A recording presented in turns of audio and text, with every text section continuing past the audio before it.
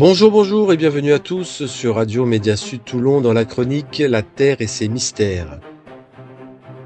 Je m'appelle Frère Toc, passionné depuis toujours par les sciences de la Terre et les phénomènes naturels et surnaturels qui nous entourent. J'ai le plaisir de vous embarquer à bord de mon vaisseau avec ma team dans un voyage à travers les mystères de notre planète, les ovnis, les crashs d'avions et les séismes, ainsi que les phénomènes étranges. Des profondeurs des océans au sommet des montagnes, voire même au-delà, nous ne laisserons rien au hasard. Nous chercherons ensemble des informations dont personne ne parle sur des phénomènes encore gardés secrets aux yeux du grand public. C'est parti pour la chronique La Terre et ses mystères. On commence maintenant.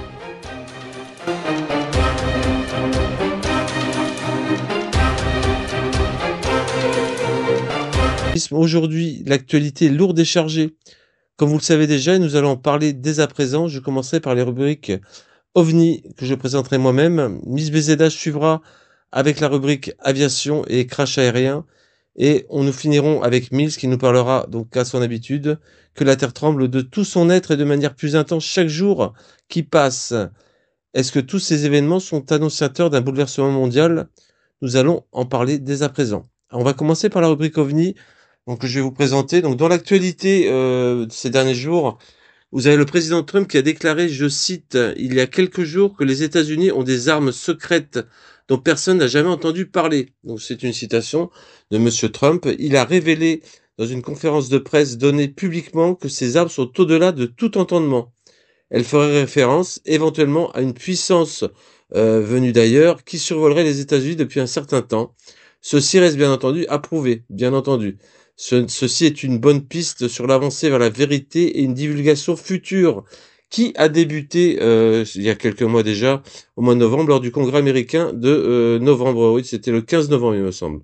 Le phénomène OVNI ne doit plus être négligé. Il est bien présent et réel. On va maintenant passer au cas et au phénomène OVNI observé ces derniers jours. Nous allons commencer par le premier. Alors c'est un cas qui a été observé en Russie, où une rafale de tir qui intervient lors d'un survol d'un ovni au-dessus de Moscou. Cet ovni a été observé sous plusieurs angles, ce qui rend un peu plus crédible l'événement et l'incident qui s'est passé. Cet ovni est une forme discoïdale avec des lumières qui tournent tout autour, à la manière d'un stromboscope. Cette observation, pour la date, a eu lieu le 9 avril dernier. Elle se passe la nuit, bien entendu, avec des tirs qui ne cessent de pleuvoir sur cet appareil qui tourne et qui a une sorte de formation giratoire autour de lui. Je vous invite à voir des vidéos. Cet incident est présent, bien entendu, sur le web pour les petites vidéos. On vous fera passer sur les podcasts des images concernant cet incident. Pour ma part, cet incident est une véritable scène de guerre. Vous pourrez voir, c'est à peu près semblable à ce qu'on voit au Moyen-Orient sur les tirs, les batteries antimissiles qui tirent sur des objets pour interception dans l'espace aérien. C'est assez impressionnant, je vous le garantis. On vous fera passer la vidéo. Ça me fait aussi penser, bien entendu, à un fameux cas, donc la bataille de Los Angeles de 1942, qui évoquait une éventuelle invasion des Japonais au-dessus des États-Unis. Pour ma part, c'est totalement faux, puisque cet événement de la bataille de Los Angeles est documenté par des photos et vidéos, donc des photos originales, j'entends bien, qui attestent que l'objet qui a été observé lors de cet événement était un objet massif et en aucun cas une invasion japonaise. De la documentation, bien entendu, sera mise à votre disposition sur les podcasts et sur le web, vous pourriez vérifier cette information. On va passer au second cas. Le second cas de la journée, c'est un ovni, observé au-dessus de Catane en Italie le 5 avril 2025. Cet ovni de forme métallique et sphérique est resté en suspension au-dessus de la ville pendant plusieurs minutes. Ce type de boule métallique a été observé sur plusieurs tarmacs d'aéroports, entre autres, il y a quelques semaines, ainsi que dans le monde entier, principalement en Amérique du Sud et aux États-Unis. Vu qu'on est à la radio et qu'on peut pas vous montrer les photos, vous tapez ovni métallique sphérique, vous trouverez éventuellement des objets se rapprochant de cette observation. On observe une multitude d'objets concernant leur taille, leur forme, ce qui confirme que quelque chose se passe dans le ciel, et ça depuis plusieurs mois maintenant. On va dire à peu près 5 mois depuis le Congrès américain. Je dirais que pour finir cette rubrique OVNI, on va revenir à un document de la CIA, un document qui vient d'être publié, déclassifié en 1996, pardon, déclassifié en 1993, et qui sort maintenant, à peu près 50 ans après, on va dire, hein, ce qui est quand même assez long au niveau de l'attente. Ce document indique que les Russes auraient abattu un ovni. Il indique également que les Soviétiques auraient abattu cette soucoupe, c'est une forme de soucoupe, mais il y a un mais dans cette observation, puisque 5 humanoïdes avec de grosses têtes et des yeux noirs sont sortis et auraient transformé 23 soldats en poteaux de pierre. Bon, science-fiction, réalité, on va prendre ça quand même au conditionnel. On peut s'interroger là-dessus, puisque elle a été reliée par des journaux ukrainiens uniquement, et qu'aucune thèse scientifique ou militaire n'est venue étayer ce témoignage. Par contre, une chose est sûre, c'est que l'objet a effectivement été abattu. Voilà. Savoir si le reste est vrai, si les petits hommes verts existent, c'est un autre sujet. Je pense qu'on en a fini pour les ovnis, on a même fini. On va passer à la rubrique Crash aérien qui va être présentée par Général Miss BZH. Bonjour Delphine, Miss BZH, comment vas-tu? Bonjour à tous, ben, ça va bien, enfin ça va. Avec les crashs d'avion, bon, on n'en finit plus, on est toujours dans un rythme de 1 à 2 crashs par jour. Ouais. Là aujourd'hui, je vais parler du crash du jeudi 10 avril qui a eu lieu au niveau des États-Unis, donc rivière Hudson, hein, de Jersey City dans le New Jersey. Donc un Bell 206 qui malheureusement s'est coupé en deux, si on peut dire, hein. Donc on a plusieurs vidéos qui montrent cet hélicoptère qui se renverse sans le moteur principal. Alors le moteur, donc le rotor arrière avant de percuter l'eau, rotor principal avec une partie de la transmission attachée, partie de la queue, Hein. sont tombés, c'est coupé en deux. Donc je vais reprendre un article du New York Post du 10 avril par Joe Marino, Jacques Morphy, Craig McCarthy et Anna Young. 6 morts, dont 3 enfants, après le crash d'un hélicoptère dans la rivière Hudson à New York, coupé en deux. Donc ces 6 personnes sont décédées. Famille donc venue d'Espagne. L'hélicoptère s'est divisé en deux en plein vol et a décollé du ciel avant de s'écraser dans la rivière Hudson jeudi après-midi, selon les autorités. Donc jeudi dernier. Des dizaines de premiers intervenants se sont précipités sur les lieux après que l'avion, donc un hélicoptère Bell 206, apparemment dépourvu de rotor, a plongé près de la rivière, près du Pier 40 à Manhattan, près de la frontière de Hoboken dans le New Jersey vers 15h15, a déclaré le FDNY, un haut dirigeant de l'entreprise technologique mondiale Siemens, et sa famille ont été identifiés comme étant parmi les 5 victimes tuées, la 6e victime étant le pilote Sean Johnson, de 36 ans, Augustin Escobar, dont sa femme Mercé Montal et leurs enfants, que les autorités ont identifié vendredi comme étant Augustin 10 ans, Mercedes 8 ans et Victor 4 ans, venait d'arriver donc à la Big Apple en provenance de Barcelone plus tôt dans la journée, selon des sources policières. L'hélicoptère est détenu exploité par New York Helicopter, agence de voyage de la Grosse Pomme, qui se vante d'offrir confort et sécurité à ses clients. Donc il y a le PDG Michael Roth, visiblement très secoué, a déclaré: je suis absolument dévasté. La seule chose que je sais en regardant une vidéo de la chute de l'hélicoptère, c'est que les pales du rotor principal n'étaient pas sur l'appareil, et je n'ai jamais rien vu de tel en 30 ans de carrière dans le secteur des hélicoptères. Il y a aussi les plongeurs du NYPD qui ont récupéré donc les 6 victimes, dont 4 ont été déclarées mortes sur place et 2 qui ont succombé à leurs blessures dans un hôpital local, a déclaré la commissaire de police Jessica Tisch. Donc il y a eu plusieurs témoins de l'accident, hein.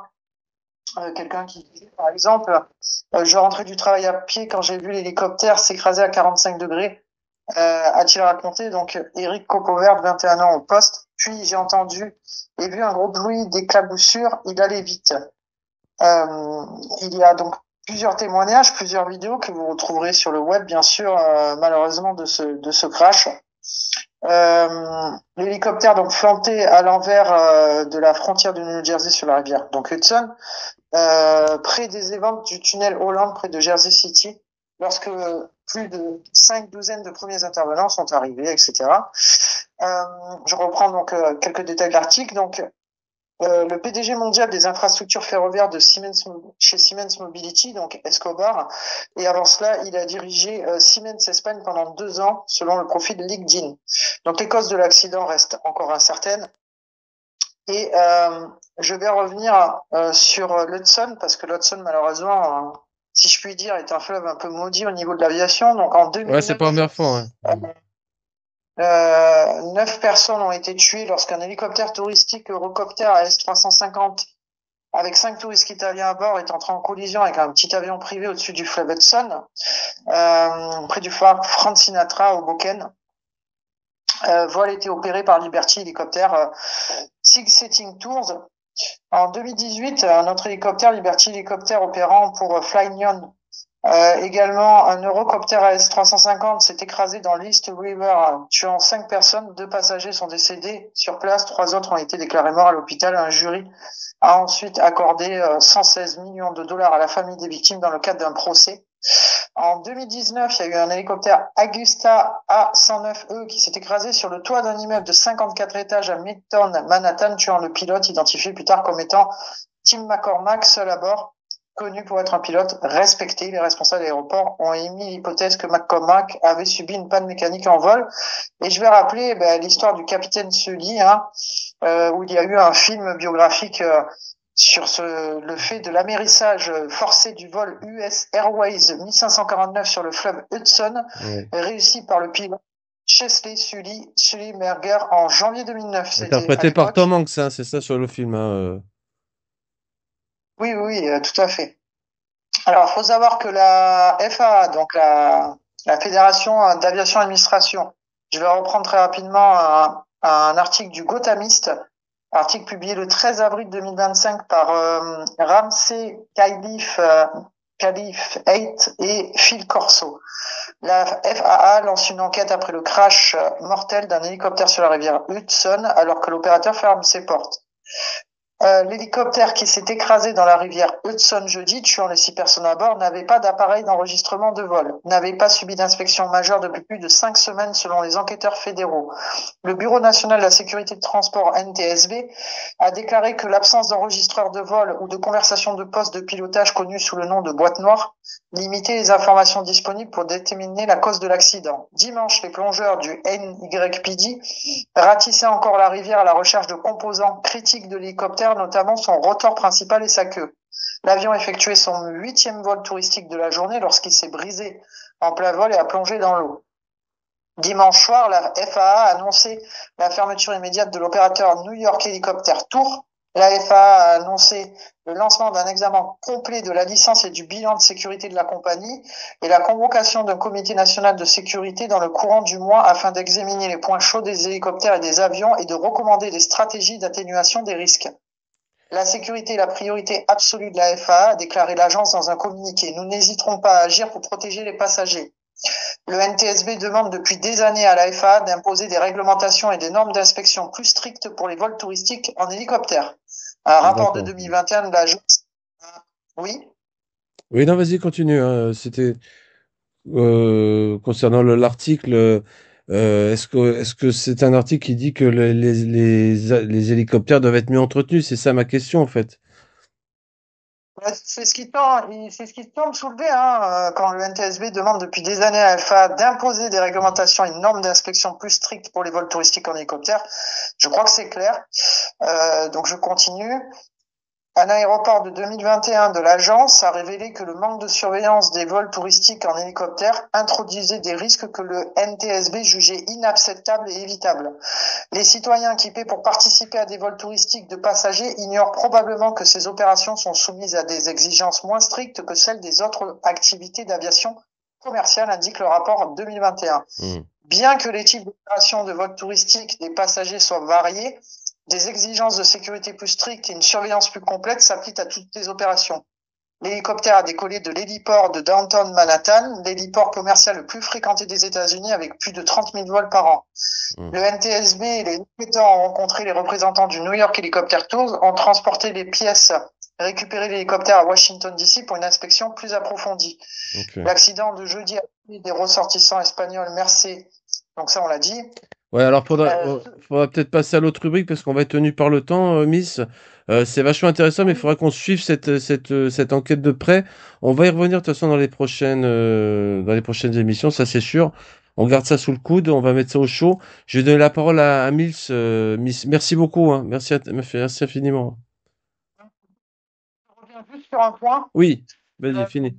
Le pilote Donc, son épouse, l'épouse du pilote, Sean Johnson, donc Catherine Johnson, a exprimé sa douleur à ce média, donc Cotamist, où elle explique: je suis à court de mots, je ne sais même pas ce qui s'est passé. Le couple venait de déménager et le crash a plongé leur entourage dans l'incompréhension et le deuil. Parce qu'il faut savoir que Johnson venait tout juste de s'installer à New York pour lancer une nouvelle étape dans sa carrière dans l'aviation civile. Selon ses proches, informations disponibles sur les réseaux sociaux, il était passionné par le pilotage et souhaitait se consacrer pleinement à cette activité. Ok. Bon, bah, écoutez, c'est un drame.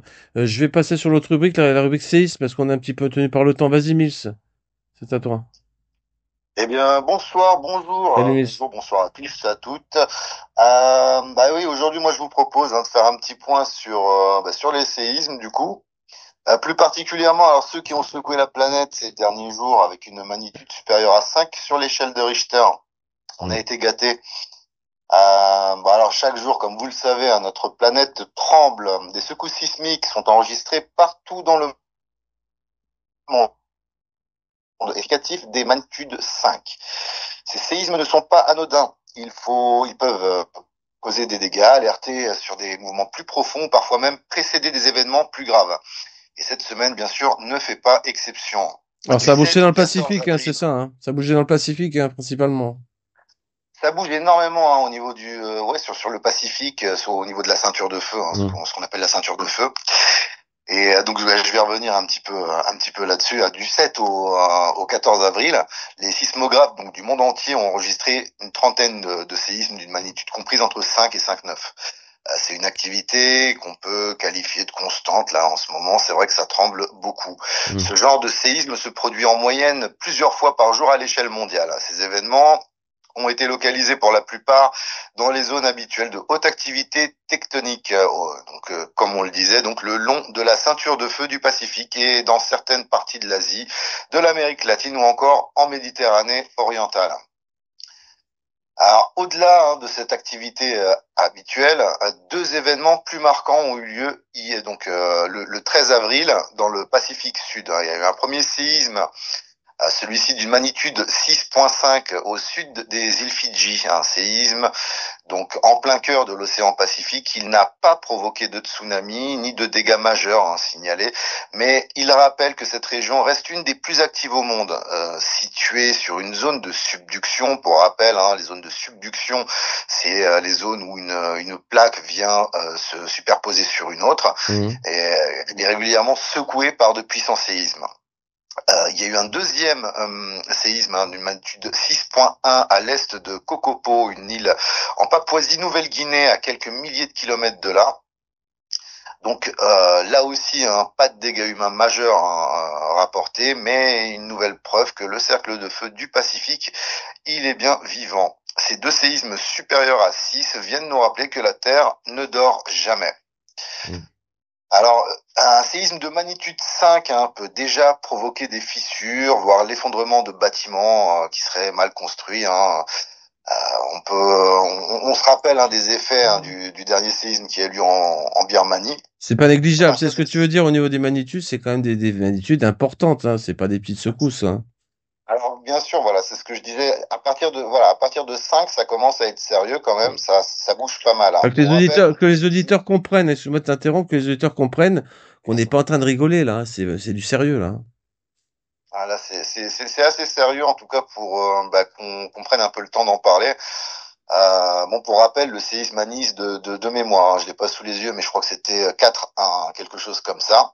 Et déjà, la secousse a été ressentie et a surpris les habitants. À partir de 6, alors les dégâts là, ils deviennent plus sérieux, surtout s'ils se produisent à une faible profondeur et dans une zone peu préparée. Bien sûr, les magnitudes, c'est aussi en relation avec la profondeur du séisme, de l'épicentre. Mais au-delà donc des conséquences immédiates, ces séismes sont des indicateurs précieux pour les scientifiques.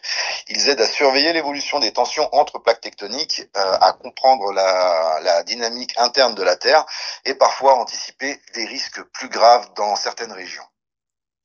Alors heureusement, les technologies ont fait de grands progrès. Aujourd'hui, on a des réseaux de capteurs ultra sensibles, des satellites et même des applications mobiles qui permettent de détecter les séismes en temps réel.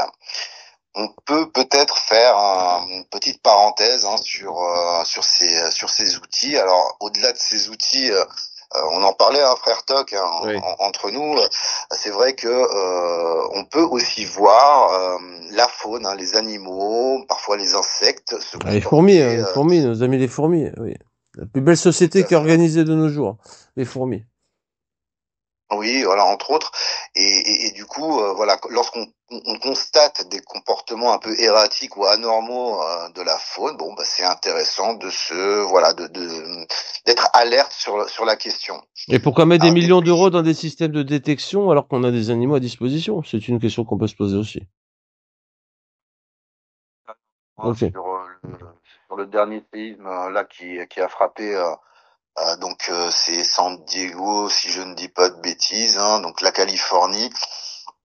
Donc a été frappé par un séisme de magnitude 5.2. Ouais, ça vient de tomber, Et hein. donc, Ouais.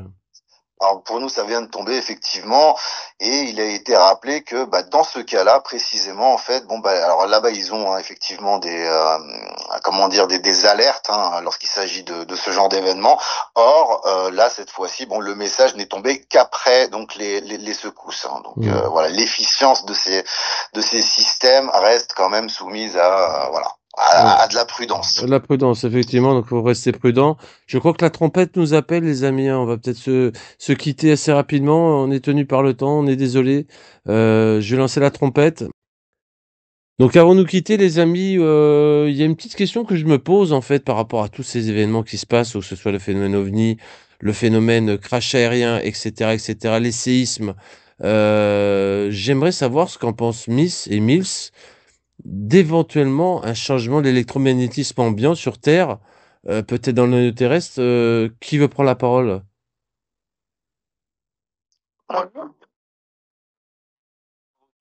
Allez, vas-y, général, c'est parti. Alors, sur le champ magnétique, tout ce qui est électromagnétique, on pourrait se poser des questions.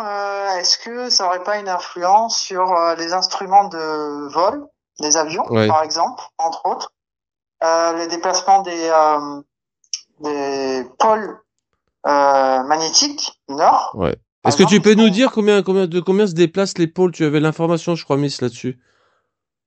Oui, alors normalement le pôle nord magnétique se déplace habituellement de 10 à 30 km par an. Ouais.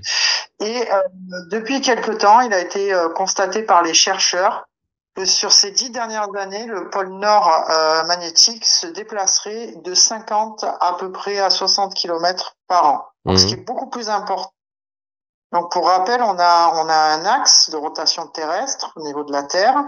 On a le noyau terrestre qui, lui, a un mouvement. On a la croûte terrestre. Donc, Ouais. c'est celle qui, justement, c'est la partie amide pour ce qui concerne tout ce qui est tremblement de terre. Mhm. Et on a le pôle nord géographique et le pôle nord magnétique. Ouais. Et on a le champ magnétique terrestre. Voilà, c'est assez complet, c'est Mhm. assez complexe, mais en tout cas, on peut se poser des questions au niveau de l'électromagnétisme. Qu'est-ce qui se passe sur notre planète en ce moment par rapport à tout ce qu'on peut constater sur la faune, la flore, les crashs d'avions, ça Ouais. soulève beaucoup de questions. On a beaucoup d'appareils à l'intérieur des avions qui tombent en panne assez subitement, hein. C'est ça, on voit des décrochages d'avions complètement fous. Question. Des vols, des données de vol, enfin on n'explique pas ce qui se passe, des boîtes noires qui n'émettent plus, on ne sait pas Et qui pourquoi. s'efface, et qui s'efface aussi, mais ce qui s'efface, on peut le dire. Il y a un cas d'ailleurs sur lequel on est dessus à l'heure actuelle, c'est le fameux cas de la Corée du Sud, hein. Tu peux nous en parler peut-être quelques secondes. Cet effacement des boîtes noires, c'est vraiment incroyable ce truc-là, hein. Ah bah c'est incroyable, c'est donc le crash de l'avion de la Jeju Air, le vol 2216 du Ouais. 29 décembre 2024, pour rappel. Donc 4 minutes avant le crash, il y a 4 minutes des deux boîtes noires, les données numériques des deux boîtes noires, la CVR et la FDR, donc celle du cockpit et celle de l'appareil pour les données, il y a plus. Il y a plus d'enregistrement, il y a plus rien. Ah, il n'y a plus. On n'a aucune explication. Alors, est-ce que il y aurait un effet par rapport à l'électromagnétisme? Est-ce que des ovnis seraient venus kidnapper les données de l'avion? Bon, voilà, tout Ouais, c'est des est théories possibles. Ouais. bon, on peut se poser 10 000 questions sur le Et dans sujet. l'histoire de l'aviation, on s'était un peu renseigné sur le sujet. C'est vraiment un cas qui est unique, hein, je crois, hein, de mémoire. Hein. Bah, de mémoire, cas unique et en discutant avec des personnes qui connaissent l'aéronautique, la Mm. sécurité aérienne, bah, même eux n'ont pas d'explication sur le phénomène. Ouais. Donc bon, Après, effectivement, moi, je vous rejoins sur le fait que voilà, le point commun entre voilà ce qu'on peut observer avec la faune terrestre, les animaux là qui sont complètement en déperdition, les poissons qui remontent des abysses, Ouais, les crashs aériens inexpliqués, hein, enfin la recrudescence de ces accidents dont on ne comprend pas parfois voilà l'origine, qu'est-ce qui se passe, on ne sait pas. Le phénomène ovni, peut-être, qui sait.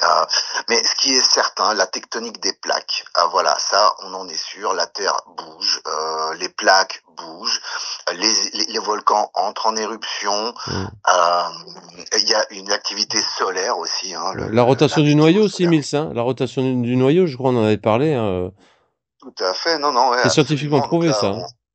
ça fait des années qu'on observe donc un ralentissement du noyau terrestre avec une possible inversion de ce noyau, ce qui aurait bien évidemment des conséquences sur le champ électromagnétique terrestre et bien évidemment, bah oui, ça va jouer un rôle sur la tectonique des plaques, sur et forcément donc les éruptions volcaniques, voilà tout ça, ça bouge.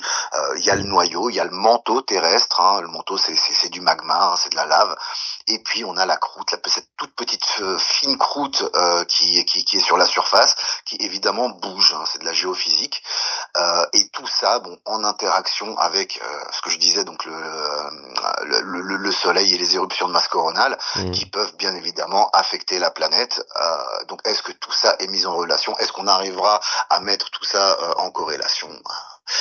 On verra bien. Alors, est-ce qu'on peut dire qu'on est en danger, avant qu'on mette fin à notre émission, est-ce qu'on peut dire qu'on est en danger imminent parce que entre le ciel, la terre et la mer, il y a tout qui s'emballe. Alors, c'est pas pour faire un scénario catastrophe, on le dit bien à chaque émission, mais il y a alerte rouge là. Hein. Moi, je suis assez de cet avis. Hein. Si en plus de ça, on y met un petit peu la géopolitique et ce qui est en train de se passer au niveau des États, voilà, nous-mêmes, hein, dans notre beau pays, hein, ce qui est en train de se passer, on voit bien que c'est en train de bouger fort et que bon bah quelque chose est sur le point de se passer. Hein. Alors voilà. pourquoi il y a pas autant d'interventions au niveau médiatique? Bah ça commence, hein, on va pas dire que ça commence pas, mais là on est par rapport à un silence médiatique de quelques mois, là ils commencent vraiment à s'inquiéter puisque les médias mainstream commencent à en parler. Nous on était on peut même dire les précurseurs hein, sur les réseaux sociaux à en parler, hein, on va pas se voiler la face. On va continuer à vous en parler, ça c'est clair. Je pense que Delphine est d'accord avec ça, hein, Miss BZH. oui, tout à fait. Il faut en parler et on tente de comprendre qu'est-ce qui se passe. Hein. Moi, j'ose dire, y a-t-il un pilote dans l'avion, entre guillemets? Ouais, général. Ouais. Qu'est-ce qui se passe? Notre planète, elle nous montre des signes, elle nous dit plein de choses, elle nous alerte par ces phénomènes naturels. Est-ce que, ouais, est-ce que c'est l'électromagnétisme? Est-ce que c'est autre chose? Est-ce que c'est le phénomène ovni? Est-ce que ce sont des armes technologiques? Tout est possible, on peut poser toutes les questions. Ouais, on en parlera de ça. Hein. C'est très intéressant ce que tu dis. On parlera aussi des armes à énergie dirigée, ce qu'on appelle les armes à énergie dirigée, parce qu'on a eu des cas assez concrets là-dessus. Juste pour conclure, nous inviterons aussi Jean-Marc Sabatier, directeur de recherche au CNRS, là, sous peu, hein, vraiment c'est imminent, qui viendra témoigner. Donc on aura une demi-heure de témoignage avec lui. Donc restez avec nous par rapport à ça. Donc je vais conclure l'émission, les amis.